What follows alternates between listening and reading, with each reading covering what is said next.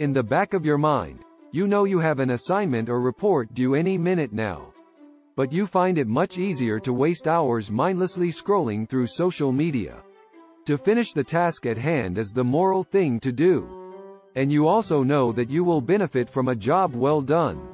Despite the fact that you achieve zero and are highly likely to forget or lose interest in whatever you watched while perusing funny cat videos on YouTube, the former seems more rewarding for some reason. See, your brain tricks you into thinking that surfing the web is more satisfying than doing the work you should be doing. To learn the science behind this phenomenon, some background on dopamine is necessary. The neurotransmitter dopamine plays a crucial role in the experience of pleasure. However, there are scientists who argue that it has more to do with inspiration than enjoyment.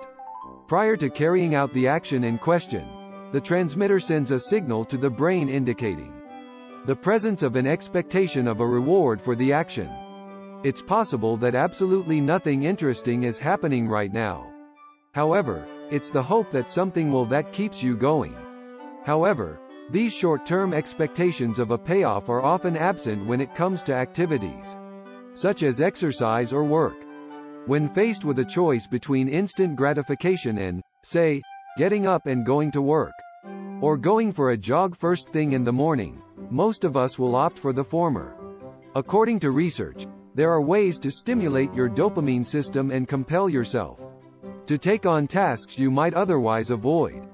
In today's video of sage advice, I'll show you how to trick your brain into enjoying activities you currently find unpleasant. First in line, maintain your attention on the intermediate objectives.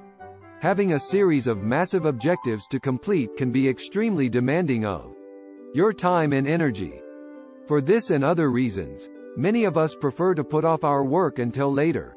One easy solution is to set micro goals, or short-term objectives, that can be easily achieved.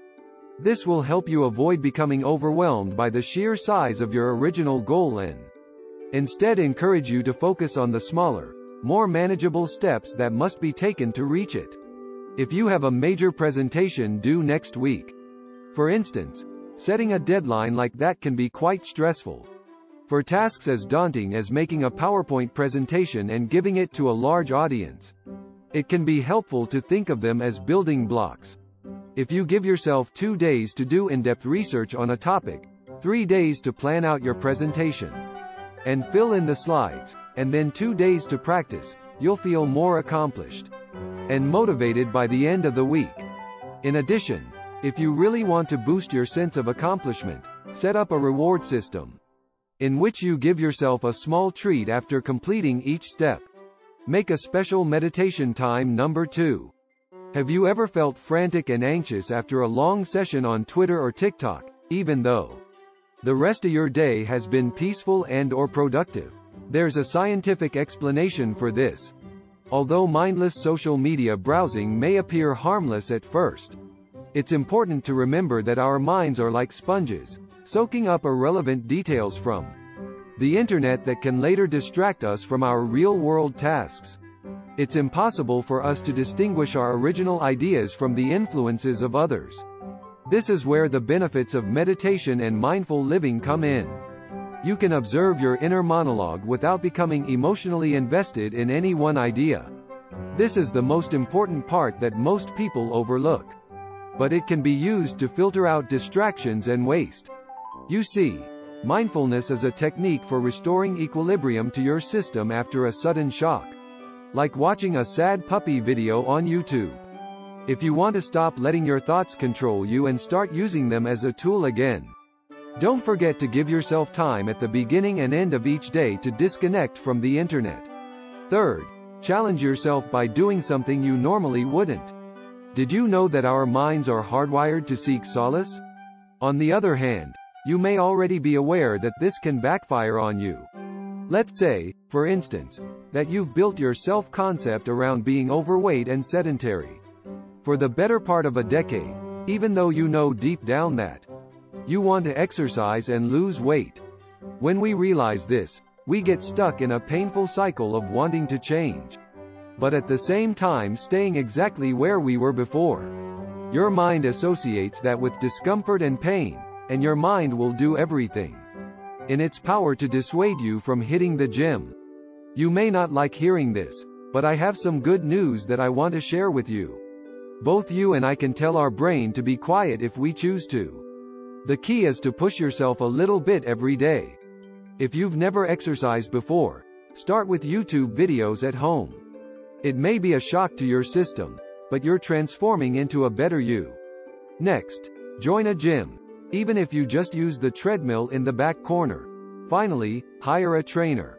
In an effort to keep you safe, your mind may be telling you to avoid situations in which you might be uncomfortable, but you're savvy, so you know better.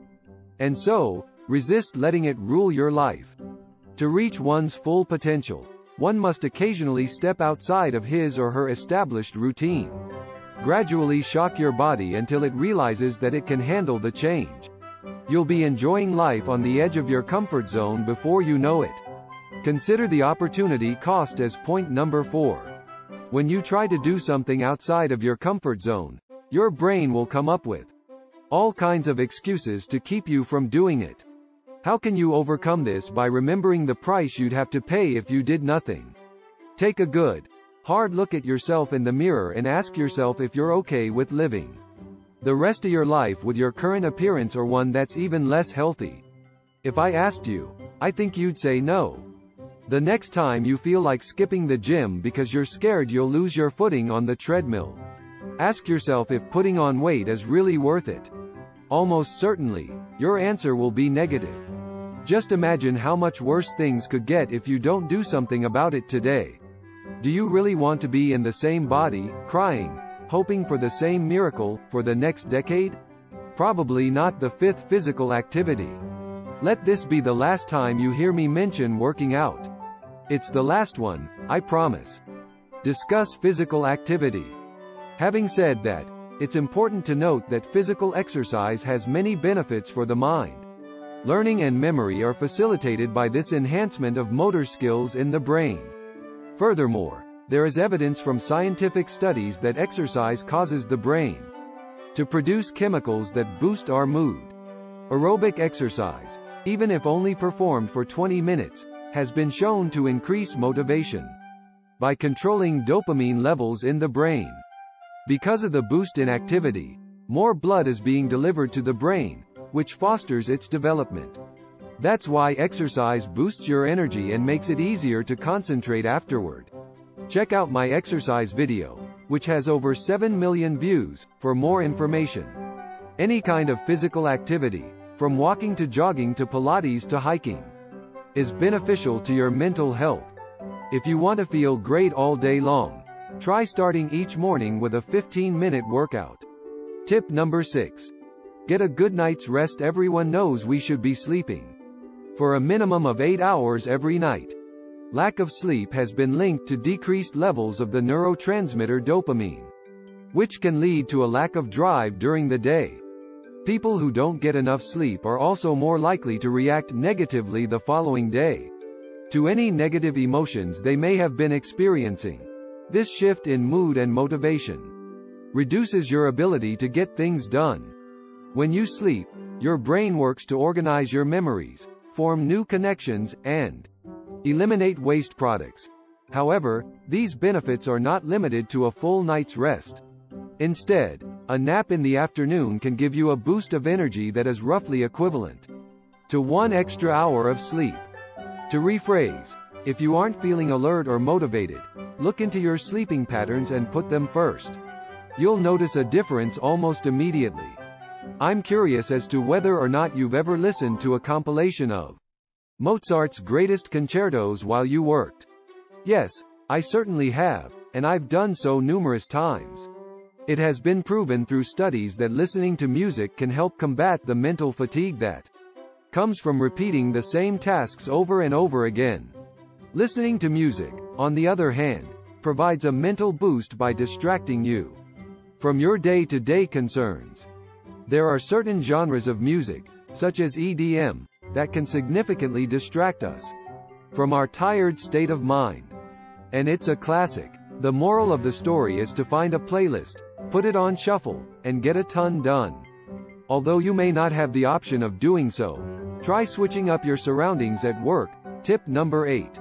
Rather than working indoors and then taking your break indoors, if you work from home, you should take advantage of the entire house, designating one area for your heavy-duty tasks, and another for relaxation and creativity. Taking even a short break from your indoor activities to enjoy the outdoors has been shown to have a positive effect on your mental health. When you go for a walk in the sun, your levels of dopamine and serotonin go up.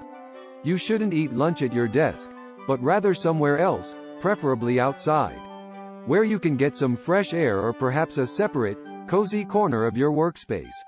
Remember how your brain gets tired on Mondays and how tasks can sap your energy and enthusiasm?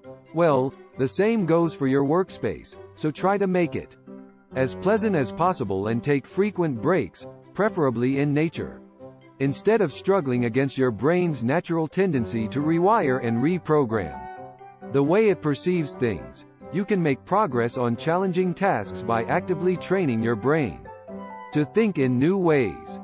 Please give this video a thumbs up if you found it helpful, and if you want to see more videos like this one, subscribe to our channel. Take care.